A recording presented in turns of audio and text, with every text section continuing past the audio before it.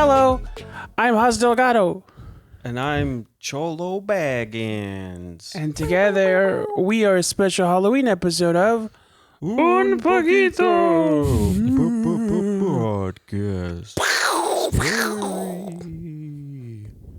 If you're watching this on YouTube, make sure that you subscribe, hit the bell icon so you get notifications when we release new episodes. Like the video, leave a comment, and watch to the end. That really helps us out. If you're listening on Apple Podcasts or Spotify, make sure you follow us and leave a review. 5 stars, please. You can follow us at Un Poquito Pod on TikTok and Instagram. And also send us an email at unpoquitopod@gmail.com. Ryan reads all of them with his one good eye. What else can they do? Some people ask us, what can we do to support you guys? We want to see Un Poquito succeed. What can people do out there if liking a video and leaving a comment is not good enough for them? They can join our Patreon. There are 4 available tiers, starting at $2, ending at $15. Very exciting stuff, Ryan. Join us on Discord. It's free. Links in the bio. We have a lot of very exciting stuff. Now that all that housekeeping's out of the way, welcome to our Halloween episode. Ooh. Today we have 2 special guests. My very good friends, Gigi Garcia and Antonio Lavermon. Welcome to the show, guys. Thanks for being here. Thanks for having us. It's very exciting. Can I ask what you guys are dressed up as today? Yes. I am a Latina classic, Phantasma from Scooby-Doo and the Ghoul School. Has anyone seen that movie? I have. Ryan's Did you like it? big into cartoons. Yeah. Good. Yeah, it's a great movie. It was like the only Halloween movie they had at my daycare.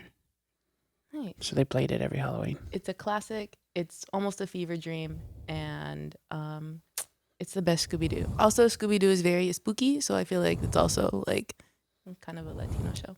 We went to a Halloween show last weekend, and there was like 15 different Daphnes and Shaggys, and I accidentally dressed like Shaggy. Kind of, yeah. I don't know what I guess I was dressed as, but none of them were like together as a group. I think they're all individual Scooby-Doo characters. Yeah, I always think like Scooby-Doo's fallen off, and it seems to be like. It's more popular than ever. People love Scooby-Doo. I love Scooby-Doo. Well, they got rebooted on HBO. I don't know if I like that though. No, just kidding. They made Velma half Asian, half African American. They made Shaggy African American. Why are you talking so softly? I don't know. It's the eye patch. It's like making me cautious. When you can't see good, you can't. Like I'm already blind in this eye, but I like now I have absolutely 0 peripherals out of the right side, and so it's like making me like weary of everything around me. Okay, well I just want to let you know you're in a safe space and you're with safe people that love you. So everyone's safe with Haz Delgado. Antonio, what's your costume? Okay, so are you familiar with Buffy the Vampire Slayer? Yes. Yes. No. Ryan. Yes and no. Ryan's our resident pop culture expert. So. Perfect. Okay, so I'm actually a character I invented for the Buffy the Vampire Slayer universe.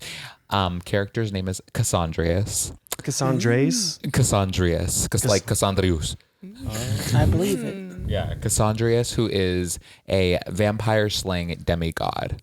I mean, that's the coolest character of that show. They had a guy named Spike, and that was everyone's favorite. Yeah. Like, this is way better. Yeah. Thank you. I thought so too. So Gigi and I met during the pandemic, and actually, for OGs that used to watch Isimo, or I'm sure people still do, but people that knew us from Isimo, when we were in talks to do our D&D group, Gigi was the first person I reached out to. The first? Yeah. Dang. Yeah. At least a backup. Thank you. Yeah, we didn't get to do it. We should still do it. I mean, I'm still down. We've been trying to make it happen. It'll probably happen. I think we have the space for it now and people that are willing to do it. Anyways. Also, can I just say that I had a really good character and I really want to show people that character. It was really exciting. I was excited to use mine. Mine was like successful. Yeah. We all had really good characters, let's Like, just say. Well, I just mean like, so we did one practice session and mine was a bard, and normally bards aren't good at fighting, but mine like wrecked shit. I did Soundwave and like, remember like, Thunderclap. yeah, I did the Thunderclap and I killed like the main bad guy of that session right away. Yeah, it was was a rat. insane. You know, Yeah. it's not that big a deal. I don't know why. He did save Why my you say life, this so from don't me? discredit him for that.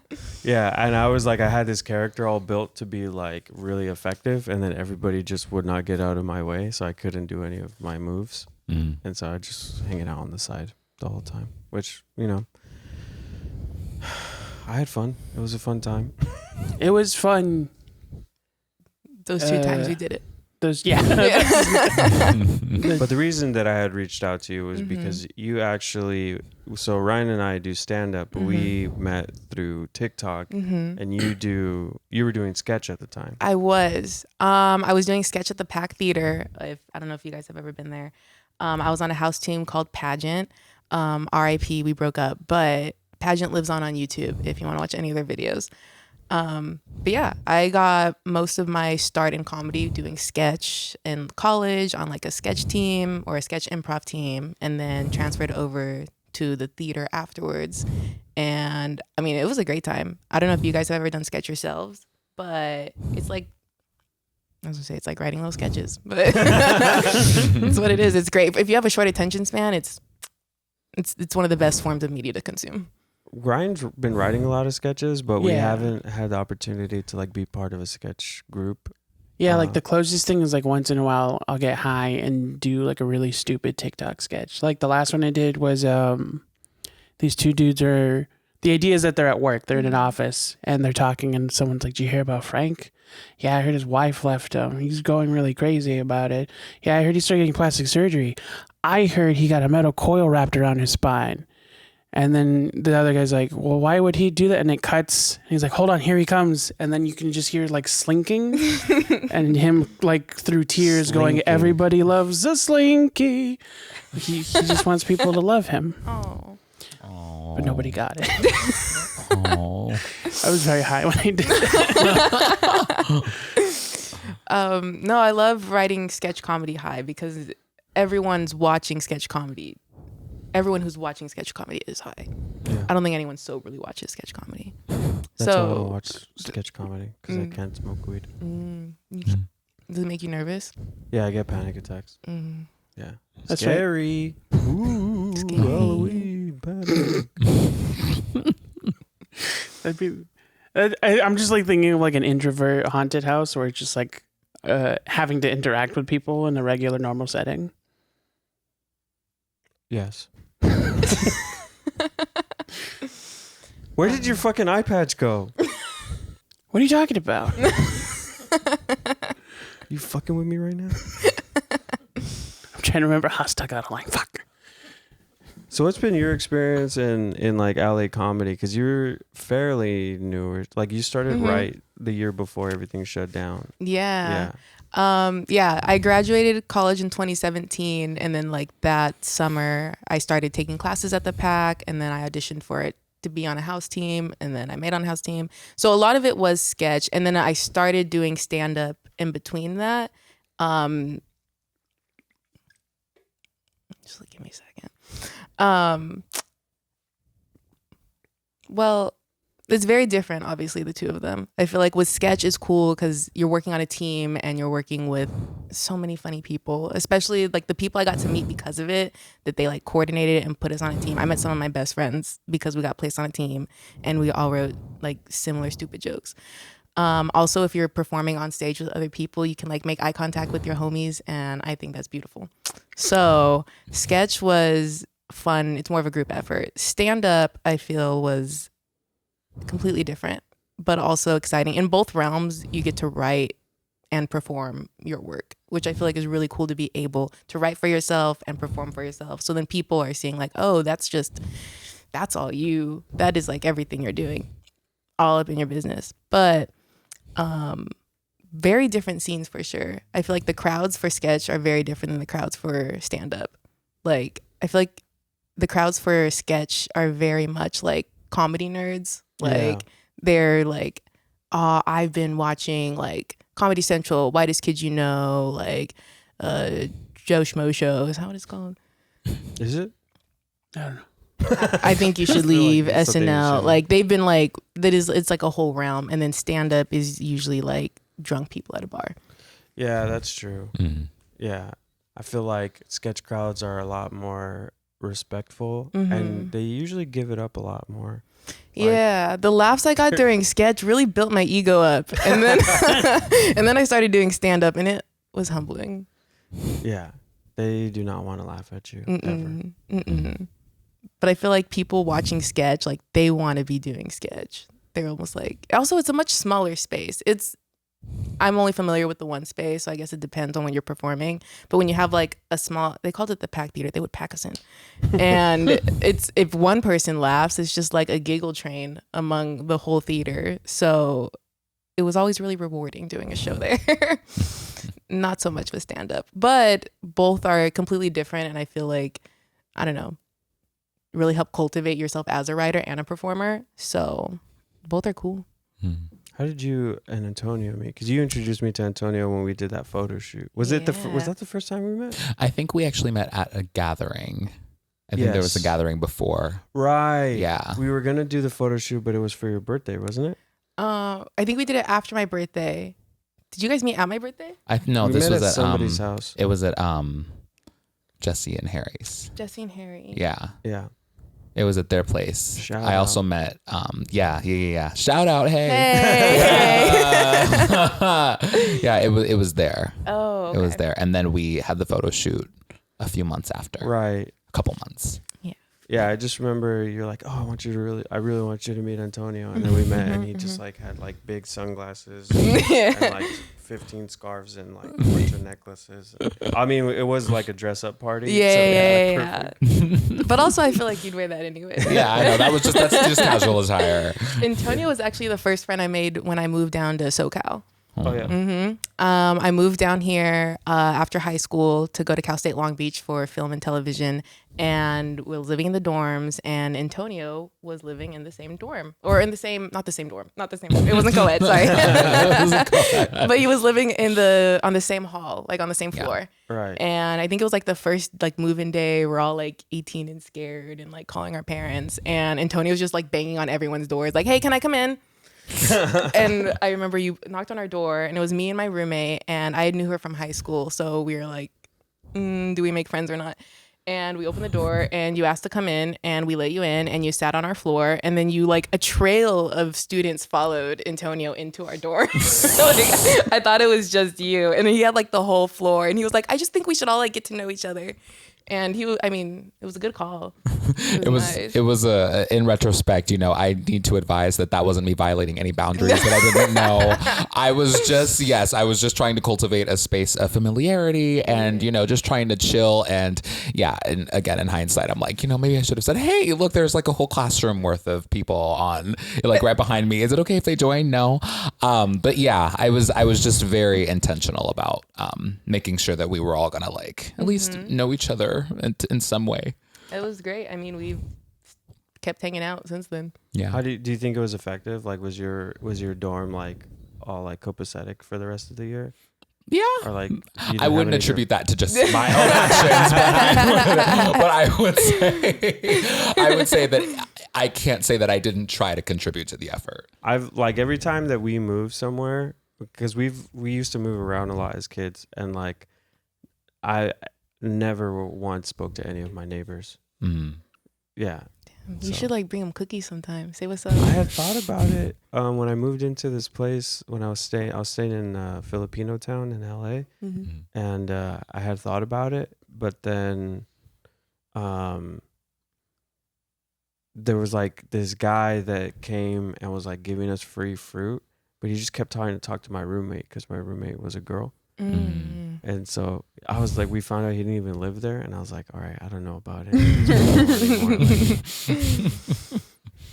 But also, it was weird. Actually, that's not even what happened. I mean, that did happen, but like, it was weird living there was that everybody was like super friendly with my roommate and like would say hi to her, and like they would talk in like the foyer, the courtyard or whatever.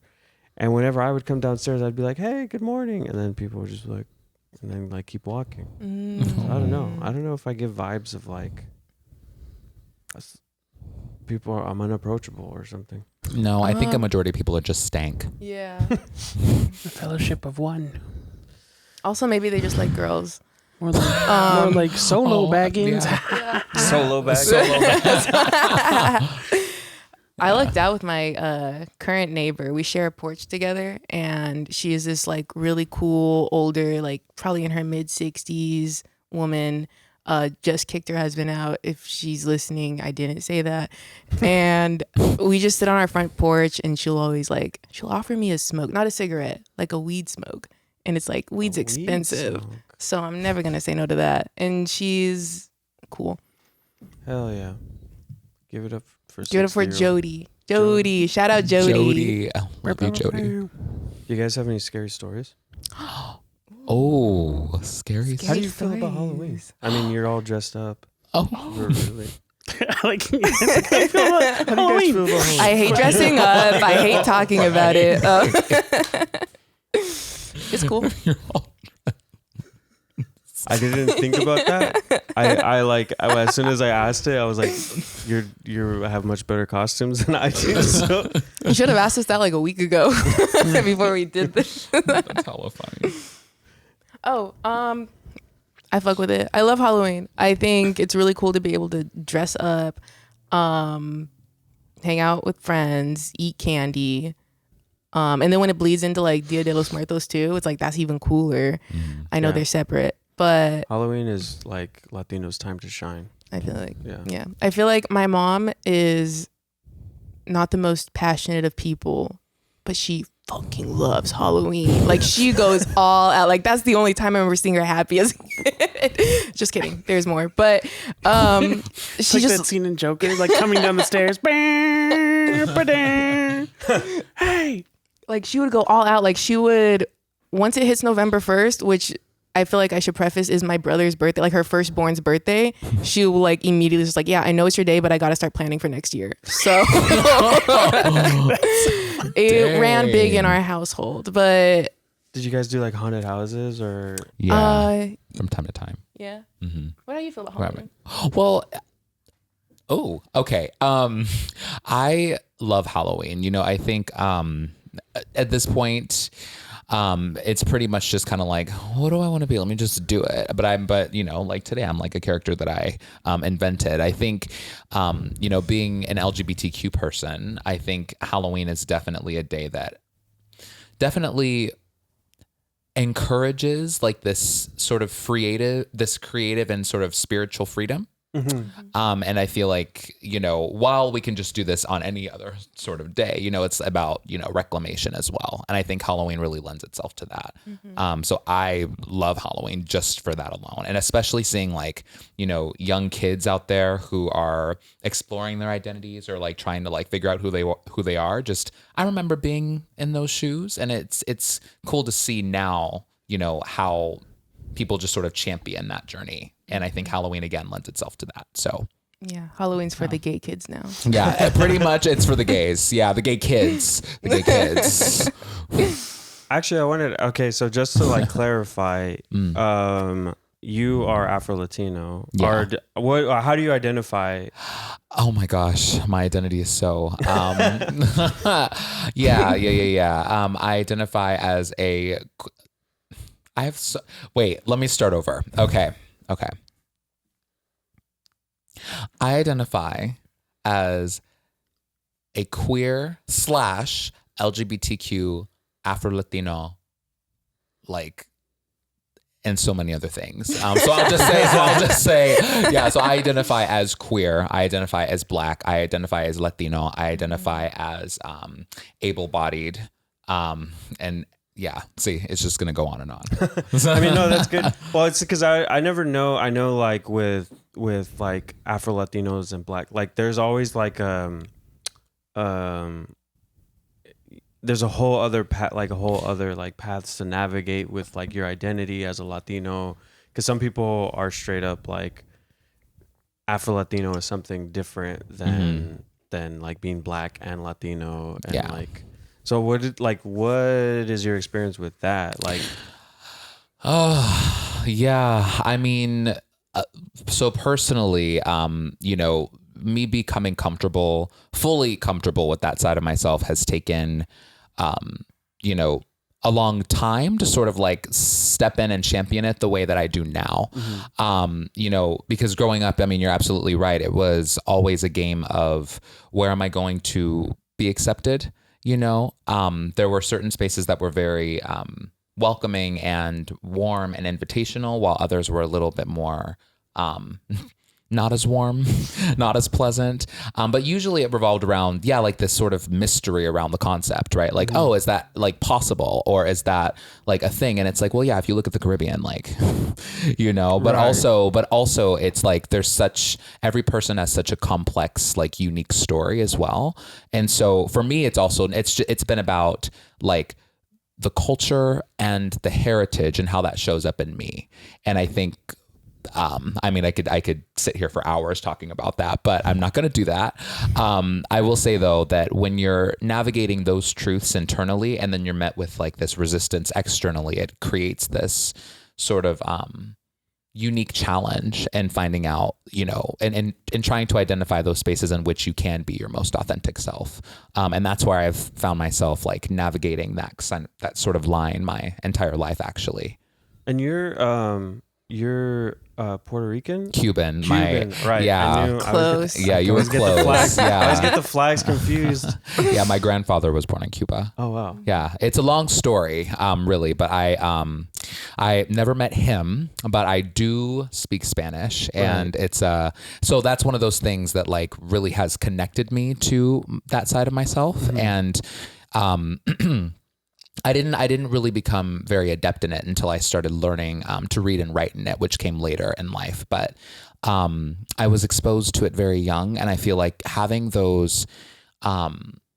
that sort of background has been one of those things that has drawn me closer to that part of my identity, which has made it more difficult, you know, growing up in certain spaces where people have questioned that, or people who haven't had the idea that could be a possibility. It's like kind of inaccessible. So sometimes it shows up in this like way of, not being like, oh, like, is it real or is it true? Right. And again, it has to, and then so I'm getting really into it right now, but I mean, as much as you want to, like, I might have to, have some of that, but it's but no. What I mean is like, it's just sometimes, a lot of the time, it's difficult trying to find your place when you hold intersectional identities of that sort. Are you what area are you originally from? Like, I'm from Northern California. Northern California. Yeah. So is there like a Cuban demographic out like where you were there? But not so much though. In fact, I'd say Sacramento, at least when I was growing up there was it was pretty diverse overall, just in that area of where I was at. So I mean, we had like pockets of all ethnic backgrounds, literally from all different parts of the world. I was lucky to experience something like that growing up. Right. And no, I'm just wondering, because I feel like I can only speak on like my experience in like Mexican Americans, and like I feel like there's a really big blind spot when it comes to like accepting like Black people in the community. And so I always wonder, because like people from DR or Puerto Rico or Cuba tend to be more accepting, it feels like, or just like, I feel like it's more common for like Black people, because you said like they're from the Caribbean, they're from the islands. Like there's much, I want to say like a higher percentage of like Black people per capita. Is that like, does that, I don't know what I'm trying to ask, but it's like, does that ring true? Like, because I would imagine you're moving out here to Los Angeles, and where it's predominantly like Mexicans. We don't have like a huge, like, obviously there's people of all Latinos are here, but it's like predominantly Mexican. How's that been for you moving out here? It's been, I mean, I would say it's been almost, to be very transparent, it hasn't struck me as anything different than what I've experienced elsewhere. To be honest, I think mostly because I think that's, maybe it's just my personality and how I navigate the world. But I tend to like get along with most people. And so I think like it's more of me, no matter who anyone is, it's like, of course I acknowledge, the identities we might bring forth together. Right. But to me, it's like it's very one-on-one with me. So even if I know that like I might be in an area that's like predominantly occupied by X, Y, or Z sort of people, for me, it's like, okay, I kind of just take that with a grain of salt. Hell yeah. I hope that answered your question. Yeah, no, definitely. I'm trying to be very careful like how I ask questions, because I told you before when we asked you to come on the show, like obviously we're not trying to, I'm interested in these things because I'm interested in you. I feel like we've like known each other, for a little while, and we still haven't had like a decent get to know each other in-depth conversation. Yes. So in terms of that, I'm interested in learning about your experience. Because like me and Gigi talk about like being Mexican and Latino all the time. It's the only thing we talk about. Yeah. But like, and I was like, I don't want to tokenize you on the show, especially you're the first like black person we've had. Yeah, no, it's which you're saying is like that's the common for you. Yeah, no, it is. I did say that actually. No, that is very common for me. But I think it's a part of, again, another part of it is personally for me stepping into spaces and championing and owning my experience too. I think it's like, I don't know. How do I say? It's like, I'm also just learning that there is still a lot to experience in this world. I went to Mexico back in July, and that was a very life-changing experience for me. And this is something that might be very interesting for you. So one of the, I'm excited. Just to add on to it. No, it was definitely a different sense of affirmation that I felt in Mexico. I think, and I'll say it in two different ways too. I think one, like a lot of people were looking at me like very, very, very attentively in a lot of different spaces. You're also very attractive. No, and I okay. feel like if you're listening to the audio, you need to go find it on YouTube because. Oh my God, Gigi, stop. Okay, well, thank you. Not wrong. Thank you. Oh my God. By the way, we did a photo shoot. We don't know when it's gonna come out, but there were so many photos. Like we took like 1,000 pictures of just Antonio. He looks so good in all of them. And we were like, we can't throw any of these out. They're all so good. Like even like I was getting like BTS just with like an Instagram camera, and it looked so good. Oh my God, y'all! You flatter me. But Stop. also your makeup looked really good, and I did that. So okay, yes, Gigi, thank you. Thanks. Mexico. Well, there was so one thing is this, okay? If anyone is listening to this, if you ever see a black person, any person really, but if you ever see a black person, please do not assume that they do not know how to speak Spanish. Do not assume that at all, because it's actually very insulting. And two, it doesn't really capture the experience that you might be surprised to learn. So, and I say that because I go to Mexico, right? And literally, yes, it is the nation's language, right? But it was such a different experience being in spaces where people only spoke to me in Spanish. Like it was actually even people who lived in Mexico who knew English, right? Spanish was still the default with me. Right. And I felt like that was such a different experience than in the US. Not necessarily because in the US, yes, English is the most common language, right, spoken, but it's just the way in which people also, I don't know, it's the tone and the intention too. Do you know what I mean? Like it's like here, it's like, no, you couldn't possibly learn Spanish because you're a black person. Right. In Mexico, you're in Mexico, so we just expect you to speak Spanish. Right. So independent of your whatever color you come into the space with. And it's not even like thought. Like it's just like Yeah. like Yes. it's like seeing you as a person instead of like Exactly. They're seeing me as a person. And that's actually something that in that space is actually like I can actually communicate in that language. You know what I mean? So it's like, oh, I guess this could just be a thing. Like people don't have to be shocked to know that I speak that language. But like to get it in abundance back to back like that, it's really different. It's that very sounds different. like a pretty incredible, like very reaffirming. Yeah. Just like Yeah. because I don't. Do you speak Spanish? No, that's why I'm like, The irony. Okay. Exactly. And that's so funny. Yeah, because it's like people come to me and like I set my mic away to take a drink, but then I kept talking. People will come. I'll be hanging out with like I remember when I was in high school, I had a friend named Lauren, and she is like mixed, but she looks like she's white, right? But she's like fluent in Spanish and like has like a perfect accent. And so like I remember like we were at this like quinceañera, and like people kept coming up to me and like speak like asking where the bathroom was, and I was like I don't know what you're saying. And then she would like come out and like direct them in Spanish. And it was like people like the like adults were like what the fuck is going on right now?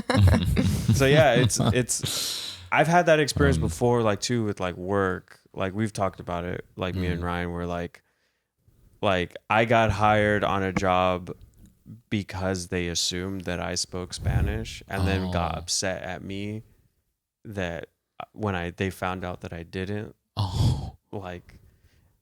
It was just for a day, but it was just like that was literally the reason why I was on that location, was to talk to people in Spanish. And then they found out that I didn't, and it was kind of like, what the fuck do we even hire you for? Like, dang. yeah.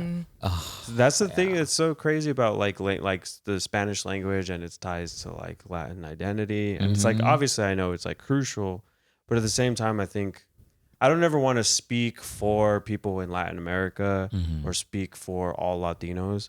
But I personally am just like, I think we can like recognize that like there's many different experiences and we're not a monolith. Yeah. I think the whole drive for like La Raza and like the one race, you know, in Mexico, the mestizo, like it's like it puts us all in a box that we don't fit in. And then it creates like that surprise when like, or disrespect, like whether you assume you don't speak Spanish or that I do, kind of a thing. Yeah.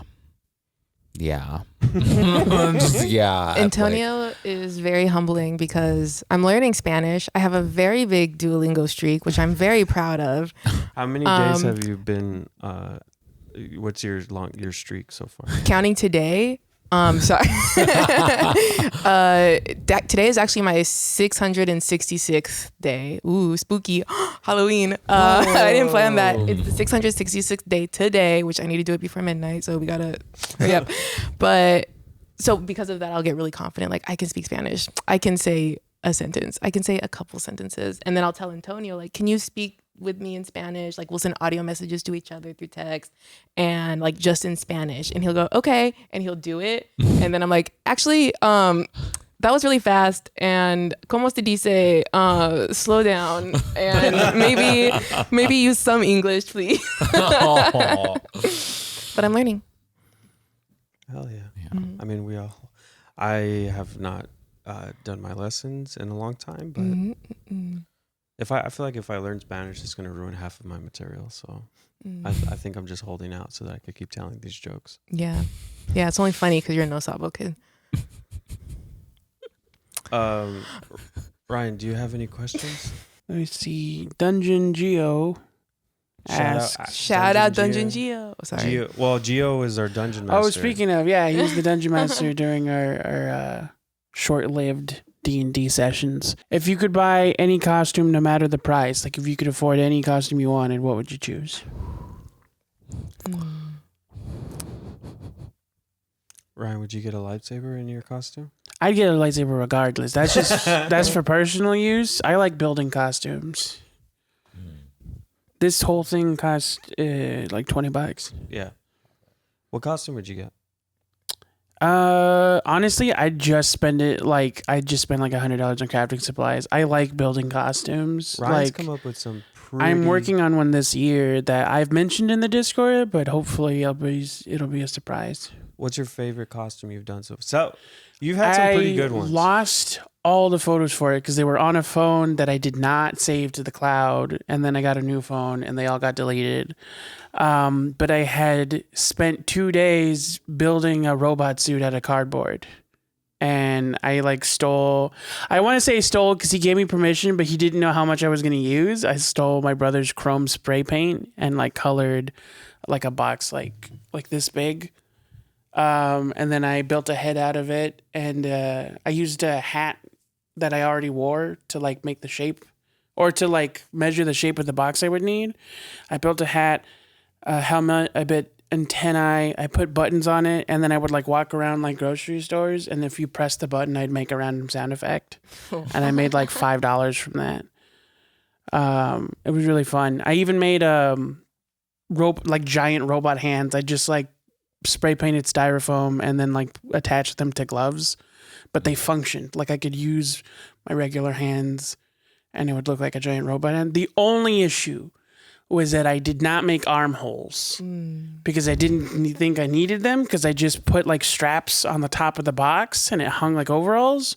So when I sat down, my arms sprang forward and I couldn't see what I was doing when I sat down. I couldn't sit in the costume. But if I had known that was going to be a thing, I would have made it so that I could hide in the box. One of Ryan's best costumes, in my opinion, was he dressed up as Kingpin. Oh yeah, that's two funny stories in one. So the first half of it was for my senior prom. The theme was The Great Gatsby because that was the year that they made the reboot with Leonardo DiCaprio. So I wanted a suit that would stand out, that felt like it was from the book. But I don't know how I was describing it was not making sense to my mom or my brothers. I told them that I wanted a red suit with white accents. And for some reason, the first thought that everyone thought of was like a crimson or scarlet red. So they thought that I wanted to look like Santa Claus. So first they tried to talk me out of it, and then we would go to suit stores and no one knew what the fuck I was talking about. And then finally we went to one, I forgot what it was called. It was three Italian? Oh, 3 suits. It was 3 suits for $4.99. Yeah, it was one of those off the. But we get there and the lady was super nice, and she was like, "Well, what kind of?" First of all, she asked what kind of red I wanted, which nobody else asked me, and I was like a dark burgundy red, something that looks like a suit. And she said, "We don't have anything else like that, but I have an idea." And then she looked around and she found a pearl white suit with a burgundy accents. It was the flip of it. And I liked it. And I wore that to prom. And then it dawned on me that those are the same colors of some of the suits chosen for Kingpin. So that same year I went to that same year I went to used to be known as Kamikaze. Now it's known as Stanley's LA Comic Con. And I just wore that and I built a cane out of, I bought a magic cane and just built the little accent of Kingpin's. He has a laser. And then I did buy a bald cap, but I could only find a Caucasian bald cap because the brown ones are $5 more. So they sell out. And it did not look right. I wore it to a costume party and everyone laughed at me. So I did not wear the bald cap. But people still recognize they liked your costume when you went to Comic-Con. Unfortunately, the suit got damaged and I had to throw it out. But it was a sharp suit. I held on. What? I thought you were doing a pun, it tore because it was so sharp. Oh. No, I wasn't trying to make fun of it. I was trying to give you a compliment. Jesus Christ. But yeah, that was a fun one. But my favorite was the robot. It took the most work to put together. I feel like Antonio would have big plans for a budgetless costume. Mm-hmm. For unlimited. Oh, he can do it. Well, I would want to get made a okay, are you familiar with the game Skyrim? Yes. Vaguely. Mm-hmm. Yes. Okay. The Daedric armor with you know how it has that like fiery it's almost like a plasma like sort of thing going through it. Yeah, like red. Yeah, I would want something like that, like in real time. So like, I've seen like just flames, perpetual flames in my costume. Honestly, like I've seen like cosplayers do stuff like that. It's the like amount of engineering that goes into adding like LEDs and stuff to your costume is insane. As people get so creative, there's one dude who has a prosthetic eye, and because of that, he designed like cyborg implants. So like Terminator eyes. Yeah. And it looks amazing, and it's cool. like they're all prosthetic, but they're fully functioning. Some of them have lasers, some of them have flashlights. It's really cool. Yeah, something like He that. sells them. My best costume that I made. Have you seen a movie called Eagle versus Shark? Oh no. It's not a famous movie or anything. Oh, okay. But, do you know who the Flight of the Conchords are? Yeah. So Jermaine Clement is like an actor. And so he was actually, it's one of Taika Waititi's early movies. And so it's starring Jermaine Clement, and I forget the name of the woman, but he plays kind of like a dorky guy that is like, it's kind of like if like Napoleon Dynamite was set in New Zealand, where he's like trying to prove that he's cool all the time. So his thing was like he hosts themed parties. And the reason it's called Eagle versus Shark is because he dresses up as an eagle, and the girl that has a crush on him shows up to the party dressed up as a shark. So it was like these real ratty, like it was like a big eagle helmet, and then like kind of like this, like I made like a burlap cape for like the feathers and stuff, and then it was pretty sick. It was like a big ass eagle helmet that me and my older brother made. We like we tore open a bunch of like teddy bears. We tore open Ryan's teddy bear because it had the right size eyes that we needed. So we cut the eyes off and like used them. I mean, it looked pretty sick. You can't argue with that. Yes, I can, you bitch. The only thing that sucks about that costume was that I didn't get any pictures of it. We went to is it West Hollywood or Santa Monica that does the Halloween parade? I think West Hollywood does the hayride, right? Or am I Maybe thinking no, of... but that's not what I'm talking about. They, like on Halloween, it's either in West Hollywood or it's in Santa Monica. I think it's in Hollywood. But they have like a block party where like everybody dresses up. There's like a lot of stages, bands, the bars are all open. And it's kind of just like, it's not a parade, but people are just like walking around. It's like a convention. Like everybody's dressed up, and you take pictures with people. Like you see like everybody's like cool costumes.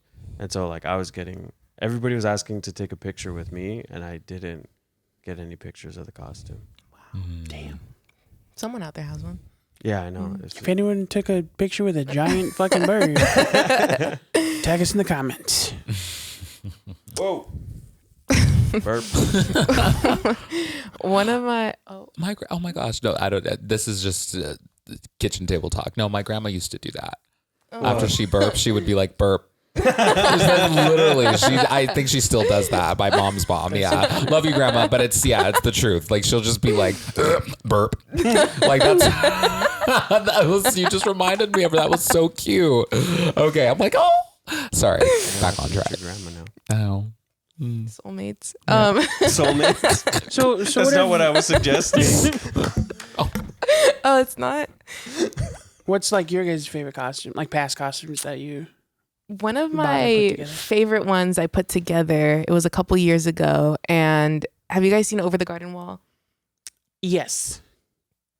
I'm just thinking of Over the Hedge. No. With the- That's different. with Bruce Willis. Yeah. This one was like a... That's the It should have been that one, actually. Damn. Did you dress up as a tortoise? Over the Should've. Garden Wall was like... It had like Adventure Time met like... what's that other show? Something Falls. Gravity Falls. Okay, yeah, like that's what I those was two thinking of. vibes together is Yeah. kind of creepy. It was a mini series, and so there's only the one season, like 10 episodes. They're like 10 minutes long. If you watch it all together, it's like the length of a movie. It's beautiful. I love it. And when I had first watched it, I became obsessed with it. And there's a character named Greg, and You guys can't visualize. I'll show you guys later. But Greg was just really cute. I dressed as a little boy essentially, but he was this little boy with green overalls, and he wore, I think it was Halloween in the miniseries. Yeah. And he has he's an elephant. He's dressed up as an elephant, but he's wearing like a little teapot on his head. That's like the elephant ear and everything. That's and funny. I found like a plastic like toy teapot, and I spray painted it, and I like bleached overalls, and it was sick. I followed it up the next year with the Big Kapowski, which was a mix of the Big Lebowski and Kelly Kapowski. No one got it. But those are probably my two favorite ones. Who's Kelly Kapowski? From Saved by the Bell. Oh. I just heard Owski and I was like, these go together. I mean, Was it just like a cheerleader with a robe on? It was, yeah, pretty much. It was like a really like funky fresh fit with a giant robe on. I don't know why And then I that was drinking reminded milk me all of. I was drinking milk all night. That's good. We had an old coworker. That just reminded me of a brief story. We had an old coworker who was driving through like downtown LA once, and she hit a light, and a bunch of next to her pulled up a guy dressed as the dude, and then like there was two dudes crossing the street that were also dressed as the dude. Oh, for his like dude con or something. Was it? No, I don't remember. I just remember it was like Halloween, and then according to her, one of them just started yelling, "I'm a dude and you're a dude," in the song from Good Burger. Yeah. And it was like, and then they all started, all the dudes started singing together. That had to be coordinated. Yeah, right? A flash mob, a dude mob. Sorry, what was your favorite costume That you've done? That I've done. Yeah. Or bought. Oh, let me think. This is weird. Okay, probably this one. It's a good one. I mean, Probably this one. Just because it like came at I don't know. I had just finished the Buffy series, and I was like, you know what? I just really want to write a character for this universe. So I did, and then it just happens to be like one of the most affirmative characters that I've ever come across in general. So I was like, oh, and I like the look. So. And I like the superpowers involved. So probably this one. I feel like I have to see what your like closet looks like, because all the times that we've hung out, it's been for like a dress up, like a themed event, and you always come prepared. Oh, thank you. No lies there. Yeah, I mean, I get creative, but that's the thing. I after a while, it just became like, okay, how can I just spice up my like regular look a little bit?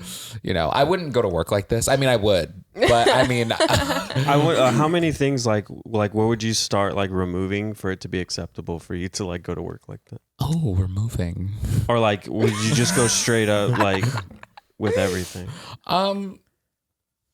Okay, I'd probably remove this. The weapon? The weapon. I'd probably remove the weapon. Yeah, maybe the gloves. Maybe these, or how would you? These are, yeah. And Is then that with the bracelets, or would you keep the bracelets? I'd probably keep the bracelets. Yeah, I'd keep the bracelets. Yeah, all the jewelry would stay. The wig would stay. The wig could stay, yeah. And then, yeah, I think that's actually pretty much it. Probably mostly just the weapon. I might even wear the gloves. Is that what these are? Gloves? Yeah. What are these called? Technically? Yeah, Fingerless? I think. Fingerless gloves? I don't Yeah. know. Arm, like mid. Anyway, Wrist these gauntlets. They wouldn't be called gauntlets. I feel like there is a name for them. I just can't remember. Yeah, What's what's like like the comments? Between a gauntlet and like a, what do you call it? Not a cufflink. I can't remember. something. These. Maybe. Yeah, I would down keep with so these let us on. know in the comments. Yeah, these. But yeah, so maybe just the weapon. Sleevelet? I don't know. Sleevelet. But yeah, so Cassandrius wins. Cassandra's. Yeah. How'd you come up with the name? Oh, I love like. So. Oh wait, Gigi, what are you gonna say? Okay, can I just say that Antonio has a very bright, vivid, beautiful imagination. Oh my god. One of the first pieces of work I've seen from Antonio is I know there's like a word for it, like this type of media that people create with like what you do with The Sims. Oh. What is it like? not like AMI or AMVs. No. What is? Do you make like shows with? Should I not say that? Oh no! I'm just not. What do you mean? Oh, because you would make those videos with the Sims characters. Like I would just like a Oh, Is it like I haven't seen that, Halo, but like yeah, red that's what I was versus thinking. I've blue? seen people do it with Halo games where they had a show Yeah. that was just Like two a dudes playing series. Halo. Yeah, like they'll play the game, but they'll like act out That's how scenes and like Rooster write a Teeth got script for it. started. Yeah. I guess Oh. that's kind of unrelated because you'd create names for those characters. But Antonio's also a writer. Like we both went to school for writing. Right. And so like everything that he would write was very much in like this realm. And I mean that in the best way possible. But that's the best way I can categorize it. Are you big into like fantasy, like mythology? I am very much so, and all of the different like intricacies and elements and energies in the universe. I like writing from the perspective of the epicenter of that. What like what? Because when I was a kid, I fucking loved Greek mythology. But like what like did I? What like different like lore and like cultures have you like have you learned about? Kind of. So yeah, mostly like the Greek mythology. I'm really, but you know what? I will say, after playing God of War, so I'm also a gamer. Multifaceted. No, after playing God of War, the new one, I was totally into like Norse mythology as well. And because that was, I never really realized, for example, that Thor was a part of Norse mythology. Right. I kind of just like lumped him in with all the other gods I knew about, and I didn't really think he could have been from a different kind of realm in general. But yeah, anyway, that's a tangent. Norse. What else? I'm really into like the old school, like dark folklore too. You know, so like the roots of like the old school Dracula and things that are like, yeah. So like supernatural, like anything kind of supernatural is like my total jam. It's a good show. Yeah. Fantasy. Yeah. So then where does, okay, so then, yeah. So now where does Cassandrius. Yeah. Is there an N in there? Cassandrius? Yes. Okay. Yeah. Where does Cassandrius, like, where are those roots for? Honestly, Cassandrius was hella random though. Cassandrius was just like, you know, I kind of want to make this like, he can't be a god. That's too powerful. Has to just have, you just have to. It's a little too we don't want to powerful. give Antonio too much power. Yeah, it's too powerful. It's a little too much power. Like, what can't you do? That's stupid. I love how humble you are. I try to be. But he knows. He knows. No, I try. No, honestly, Cassandrius was just a fun little thought. Cassandrius was just like, okay, you're gonna have all of the demigod-esque powers, so you can like, I don't know. He's just, I don't even know how to explain him. He's just like, oh, I can run up the wall and do a backflip like Neo in the Matrix or Trinity in the Matrix. Let's go with Trinity.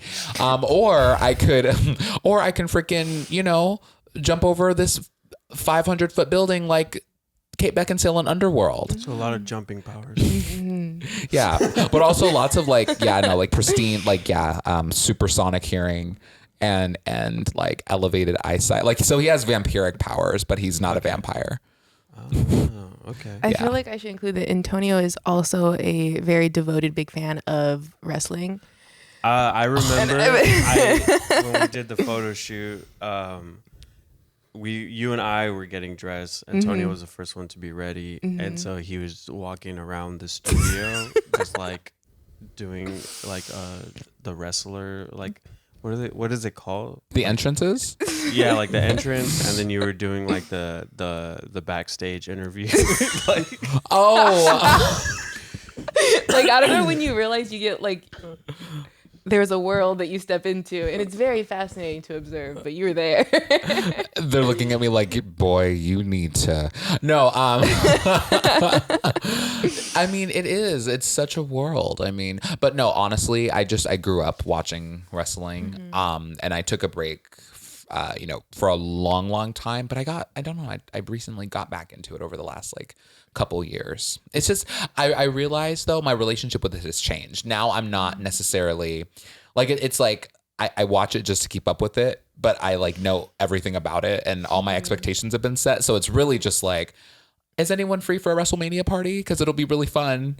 You know, You got Like me that. into it. I was listening to a song and they like dropped the name Rey Mysterio, and I was like, I know who that is. I get this reference now. Yeah, it's kind of like I didn't realize how big it was becoming. I mean, WWE in particular has had a lot of fans, but like historically, but I don't know. It seems like recently more and more people. I see it like everywhere too. Just walking, I'll see like, yeah, that's Bianca Belair. Why is she? What is this? Like, There's a lot more independent leagues Yes. now. Yeah. I remember I used to go. Oh my god! So we used to go to this place. It was in Reseda because they had. I think it was called IPW. I think is that what it's called? I think it's Independent Pro Wrestling. Yeah. I think There are many, like you said. But so we went to this one in Reseda, and it was my friend. Shout out to Chris Greenspawn, friend of the show. He started going, and this was like maybe 6 years ago. So I was like 24, 25 maybe, and I hadn't watched WWE. It's still, even now, it's been all this time and it still feels weird saying WWE because it was WWF. Yes, it was when I was a kid. But yeah, I was like, why? Like, who watches wrestling still? Like, it's for kids, it's for teenagers. Like, not even teenagers. Like, I was like, this is a kid thing, because it's fake and it's like.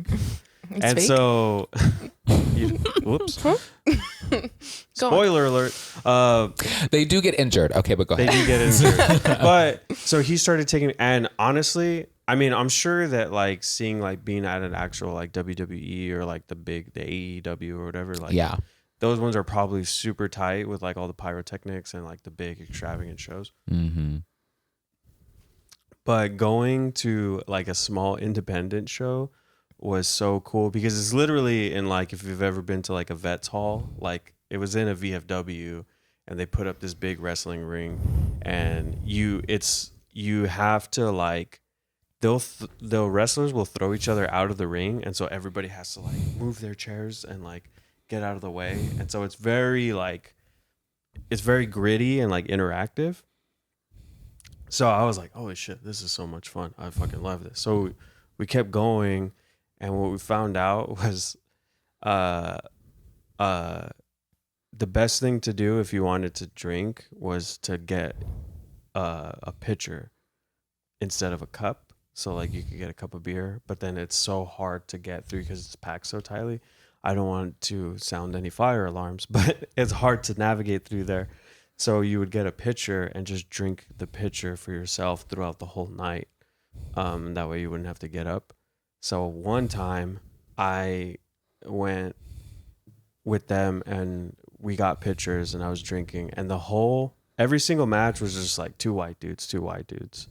And I was like, this is fun, but it's just a bunch of white guys. Yeah. So I forget the name. I don't remember the name of the wrestlers, but there was one match that was between a British guy. It was literally like their shticks, like their, what is it called? Not their shtick, but their gimmick. Yeah. Was this guy who was British. He had like the Union Jack on his trunks, and the other guy was Japanese, and he had like the rising sun. And I was like, this is some type of like historical metaphor or something. Yeah. A British guy fighting a Japanese guy, and so here's the thing. I don't know. Have you been to any of the independent ones? Oh yeah. So like people yell things and people chant and stuff, and it's like everybody's kind of waiting for their time to like say something funny and like get the whole room to laugh. And this guy, the whole match, he was like the guy that was like yelling stuff. He was like, tear his arm off. That's your arm. Take it home with you. He was like, everybody loved him. But there was a moment where during this match with the British guy and the Japanese guy, I don't know what came over me, but it got quiet. And so I yelled, kill Whitey. Oh. Damn. Thank and the whole room was like, like everybody gasped and it was just like, man, why did you have to like make it? Did he do it? Did he? But I felt really bad because there was 2 black guys sitting in front of me, and one of them turned around and was like, they're gonna think I said that. Oh. And I was like, I love that that's like a live reenactment of Tommy Boy. Like verbatim.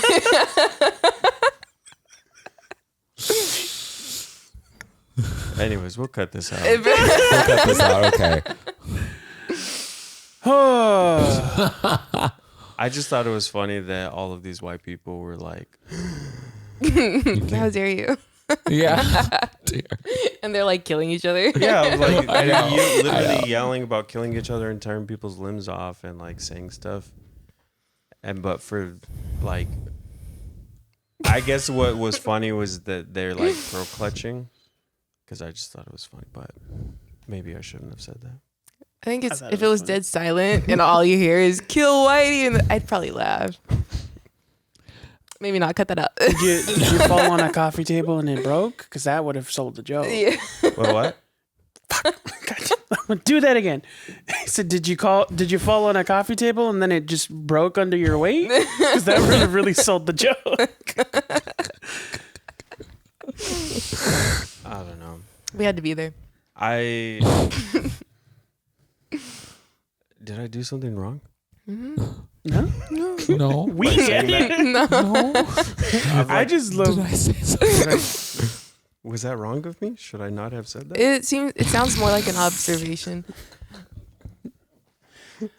I'm definitely like more inclined to be into stuff like wrestling now, but I like now that I understand what goes into it, I like the theatrics more, so it doesn't have to be wrestling. Like I was super into medieval times for a minute. I like begged my mom to take me. I'm trying to get into video. It's fun. They won't let me in. Sorry, I didn't expect. Like they literally won't. It's like you're not allowed in the building. Cause did you yell kill Whitey? Slay Whitey. Oh, that was so. I haven't tried to go. We should go sometime. It's fun. It's a good time. I bought a giant wooden sword, Oh. and then it got termites. Oh shit. Um, Bad. Oh Those no. bugs be biting. Ew. Termites are hella stank. They're the worst. God. I also like going to I haven't been able to catch one yet, but I remember that they have like sometimes they have like not fake, but they'll have events like that at comic conventions. Mm-hmm. Like Jedi duels or like battle royales. It's like Star Trek theme, so they play that song. Dun, dun, dun, dun, dun. It's really fun. I've been wanting to go to one of those. Okay. I have like 2 questions that I want to ask because we got to get wrapped up pretty quickly. One, does anybody have any have you had any paranormal experiences? Oh my god. Yes. Yes. Do you have any? I believe I have, yes, and I will go after you, Oh, okay. I think. Cool. I have 2 of them. They're kind of related. Have you guys heard of the Queen Mary? The ship? The ship. Yes. The infamous ship. not the actual Queen Mary. The ship that's stationed in Long Beach. It was previously a warship, and now it's just like for fun. But a couple years ago, this was before I even moved to Long Beach, so I was probably like 16, 17, and my family was like, it'd be nice to go take a trip down there. Maybe we could like stay on the boat. And that was like our big trip for the year. So we went and stayed on the Queen Mary. And I don't know if you guys heard, but the ship is haunted. Supposedly it is. But I remember being there at the time. I had just got an iPad and I was like, it had a camera and everything. I was stoked. And so it was like late at night and my parents were asleep and me and my older brother were like, let's go walk around the boat. Let's go see what's up. So we take my iPad and we're like, let's just film because, you don't know what's going to pop up. So we're walking around the ship, and the first paranormal experience was this drunk couple that we ran into. They were real, they're not ghosts, but they saw what we were doing and started saying ghost in the background. So that was kind of spooky. But as we were walking through, nothing happened that night. And then as we got home and we're like going over like everything that we recorded, there's a moment when we're like filming, and my brother is like, he was like way ahead of me. He was nowhere behind, or he was nowhere to be around. And Sorry. it's okay. And so there's this, I'm like, it's hard to describe, but like I'm like tilting the camera, and as I'm going this way, there's not a window, but there's a curtain in this hallway, so it looks like there might be a window, but there wasn't. It was just wall behind it. Mm-hmm. And as I'm walking down, there's just like a shadow clear as day walking the opposite way, but there's no one else around us. So that was scary. The third another instance was when we first got to the ship. Have you guys heard that like spiritual like or paranormal beings can like suck your energy? Have you guys heard, like, if you guys ever watch like Ghost Hunters or Ghost Adventures, they're always talking about like ghosts take your energy and feed off of it. Mm-hmm. Anyways, I can't say this for certain, but in my experience, as soon as we got to the Queen Mary, we like put our stuff into the room, and then me and my mom and my brother went to the top deck. And as soon as we got to the top deck, I went really pale and I felt really sick. And my mom was like really concerned. She was like, "You don't look good." And I was like, "I don't feel good." And I felt like I was going to pass out. I felt like I was going to throw up. And then we were like trying to find something to eat. And I was like, "I don't even want to think about doing anything right now." And so she's like, "Let's just take you back to the room. Maybe you're seasick, even though it's not moving." So we go back to the elevator. And as soon as the doors open to our floor, I'm like perfectly fine. Like clear as day, my skin's good, like my appetite's back. I'm like, I'm ready to go eat, let's go. So I don't know if that was paranormal or maybe hormonal, but I like to think a ghost was sucking my energy. Anyways, you got one? I didn't say they were exciting stories. No. Well, paranormal, I think more supernatural than paranormal. Is there a on difference? my end? I mean, that's the thing. Like, yes and no, I would say, which is weird. Well, okay, let me say spiritually supernatural. I'm still confused, but go on. All right. So, no, these very like near-death experiences in which it seemed like time had like slowed. Ooh, whoa. Do you see what I mean? So like that. Wow. Like there were okay, so oh God. Oh no, these stories. That wasn't Mickey, that was me, not Mickey Mouse, that was Antonio. Wait, no, wait. No, wait. Okay, we can cut that. But I like we have to address it now. no. Okay, wait. Well, I feel like not a lot of people on the Discord know about what he's referencing. Ryan has a Mickey Mouse impression. I have a Mickey Mouse impression. No, wait, did I do it for an episode? I did it for a live. So, as part of my closer when I do comedy is that I have 3 major impressions that I'm really good at, and I let people. Impression, I right? like the story. we gotta get. We gotta get it. One of them is Mickey Mouse doing the monologue from There Will Be Blood, and it's like, let's say you have a milkshake, and I have a milkshake, and I have a straw that reaches all the way across the room into your milkshake. Do you know what happens next? Well, do you? I drink your milkshake. It's so good. It's so good. Thank you. Yeah. Okay, so you had a near-death experience. So that was Mickey, and that wasn't the voice I made. All right. So, yeah, no, I've had a few. And so we'll start with this one.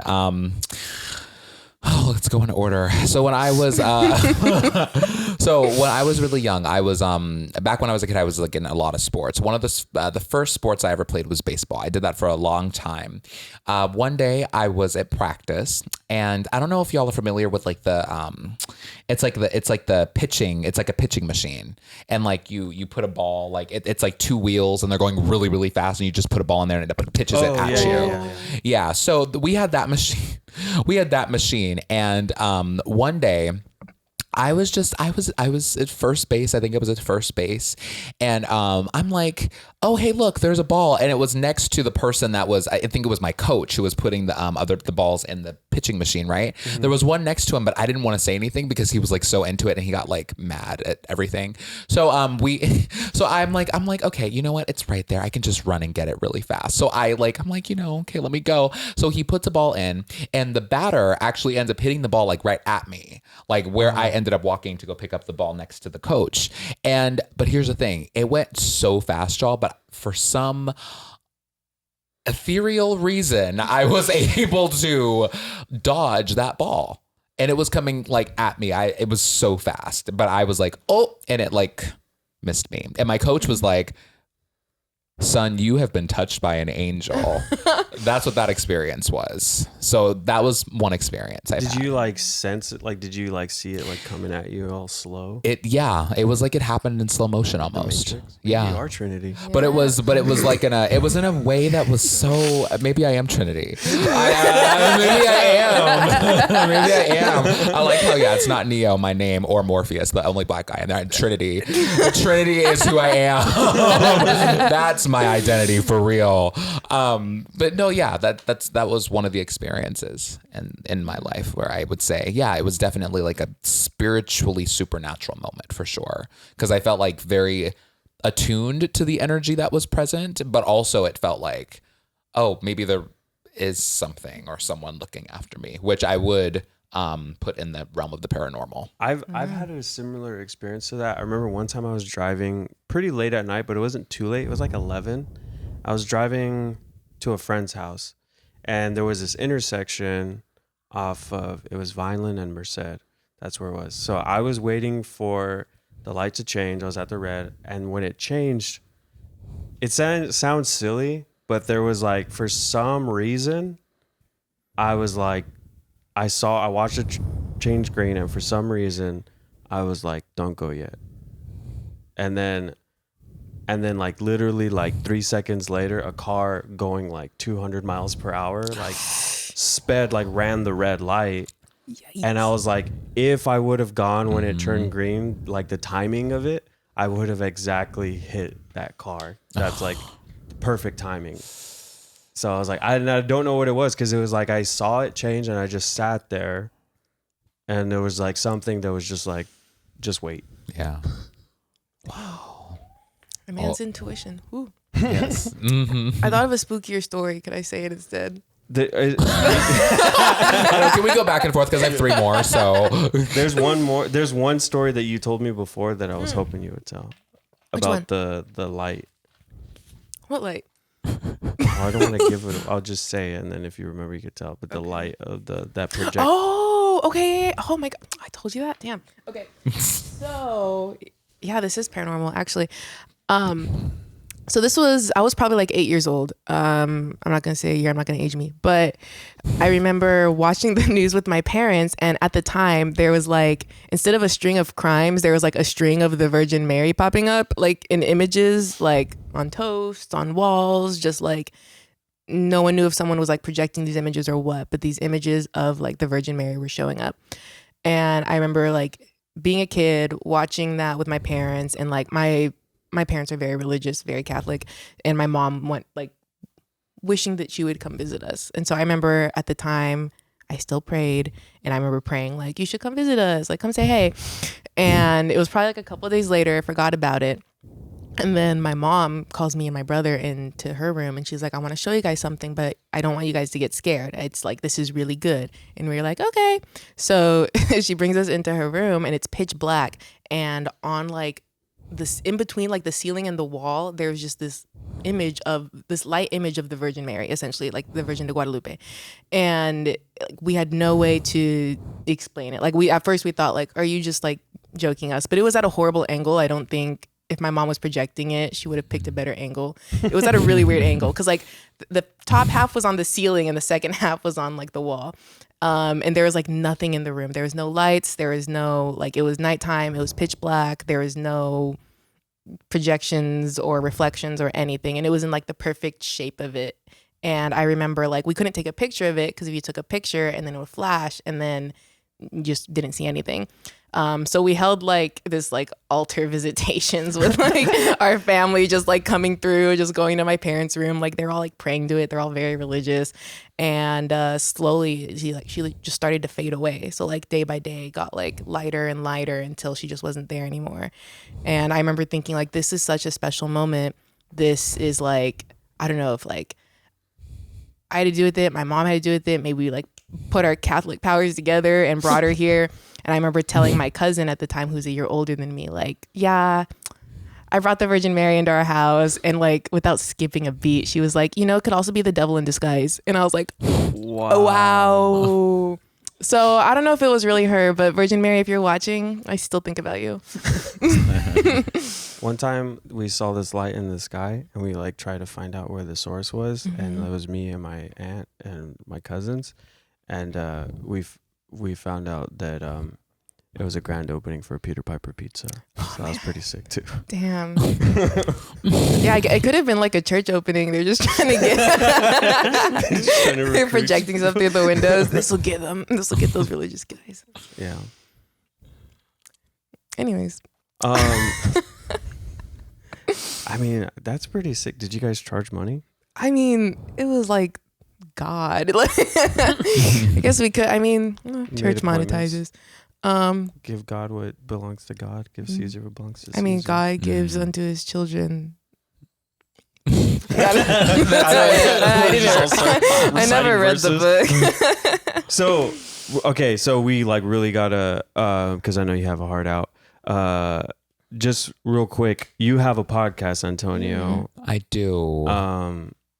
Do you want to talk about it? Oh gosh. Okay, sure. Well, I am one of 3 queers on this podcast called, our podcast is called Final Horror Queers. That's Final Horror Queers, not Final Whore Queers. I mean, we'll talk about the name, my boys, but yes, essentially what it is, it's just gays talking about movies. Just kidding. No, that is what it is. But actually it's, we're bringing, yes, we are dissecting film. We are analyzing film. We are engaging in film discussions with the queer perspective. Okay. And yes. Is it specifically horror films, or was that just like the name that you guys landed on? It's specifically horror films. But yeah, I didn't specify because it's horror at large. So it's kind of just like, you know, it could be suspense, horror, comedy. Yeah, we're explorative. All right. And who are the other 2 hosts? I forgot. Yeah, Ivan Ramirez y Brian Code. The most Latino man I've ever met. Brian Code. Oh my God, we love those 2. Yes, it's those are my co-hosts. Hell yeah. And what like how many episodes have you done so far? Oof. Oh no, putting me on the spot. No, I think we've done 7. No, we're going to be recording our 7th. Okay, cool. Very soon. Yeah. I think that's it, right? 7. What's the episode 1 movie? Oh my God, it's Scream 5. Ooh. I have not seen it. Is that the one where it comes like it ties back, like it skips 3 and 4 and it ties back to this? Doesn't Scream do that? No, that's a different franchise. Halloween. Okay, maybe Halloween. Halloween. Yeah, maybe Halloween because Halloween does that. Okay, kind of. Yeah, but no, Scream 5. Yeah, that's the new one from this year. Oh, okay. Yeah. Is it a good movie? Yes. Yes, it is a good movie. It is definitely a good movie. Like, I think it's a movie that takes a lot of people by surprise because it's like, in this day and age, it's like, how do you actually make a really compelling, scary movie? This movie does that. It executes a lot of different things, and it's very, I don't know, it's very fresh. It's not like it's a good 2022 horror movie. It's so good that I bought it on 4K, and I don't do that. I don't do that. I'm not I mean, I'll do it, but under specific cases. And buying it on 4K is a big deal. It's a big deal for me. Okay. Yeah, that and Inception. Well, this was so much fun. I'm so glad you came through. Thank you. Thanks for inviting I was excited us. to have you guys on. It's always fun to hang out with you guys. You guys are like Cartoon characters? yeah. Cool. Kind of. Hey, I should have asked this in the beginning, but were you supposed to look at the camera or no? You don't have to. Oh, too late. I did it all throughout, but I should have asked earlier. It's going to be a mix, right? Like, yeah, it's it'll be like a mix. all over. We're gonna. It'll be cut. Okay, because I feel like there are parts where okay. If there's anything, also we'll talk about this later. But Don't cut this out. we'll cut out this part. We'll cut out the rest of it and let people know there's stuff missing. Cool. Hell yeah! Again, thank you so much for being here. This was so much fun. I'm glad you guys were able to come out for the Halloween episode. Where can people find you if they want to? Okay. If you want to find me, I'm on Instagram as ggarcia.tv. Yeah, just on Instagram. I'm also on Instagram. You can find me at my handle Antonio Lavermon or Final Horror Queers. If you're single, you can also add me on Facebook. Ooh. Just kidding. Is Facebook a dating site now? Oh, actually, think yes. so. Yeah, Facebook dating. It's a thing. That's Oh, maybe there that you was go. a slip. Maybe I shouldn't have said My that. cousin met her because- baby daddy on Facebook dating. Really? Yeah. Oh my god. I lied. You can also find me on Twitter. I forgot my handle for a second. ggarcia TV. There's just no dot. Oh my god. That's. Yeah. No. Anyway, for real. You can search me on all of the platforms, and it's just my name. So. Hell yeah. Mm-hmm. Thank you, guys. Yeah. Well, if you made it this far, you're our new heroes. And let us know in the comments what your favorite costume that you made was. From us at Un Poquito, don't fly. Bye.